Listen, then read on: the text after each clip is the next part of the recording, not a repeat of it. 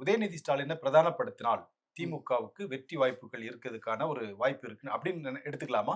100% எடுத்துக்கலாம். அதுல எந்த சந்தேகமும் வேண்டாம். 100% அவரை முன்னிலைப்படுத்தினான்னா திமுக வந்து மிகப்பெரிய அளவுல வெற்றிகளை பெறும். அந்த அளவுக்கு அவருடைய ஜாதகம் ரொம்ப ரொம்ப ரொம்ப ஸ்ட்ராங்கா இருக்கு.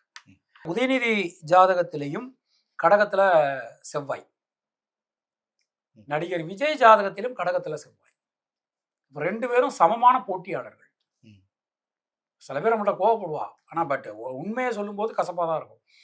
அவருடைய ஜாதகத்திலும் கடகத்தில் செவ்வாய், உதயநிதி ஜாதகத்திலும். விஜய்க்கும் கடகத்துல செவ்வாய்.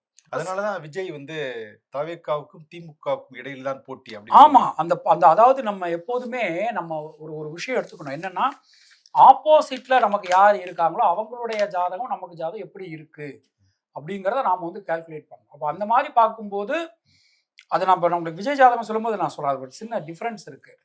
இவ கடகத்துல செவ்வாய்னா நீசம் தான். கடகத்துல செவ்வாய் நீசம்னு சொல்றோம். அப்போ உதயநிதிக்கு நீசமா இருந்தா கூட அது வந்து பலமாயிருது. ஜாதகப்படி பார்க்கும்போது பலமாயிருது. விஜய் ஜாதகத்துல செவ்வாய் நீசமாகும் போது அந்த முடிவுகள் எடுப்பதில் சில தடுமாற்றங்களை கொடுத்துரும்.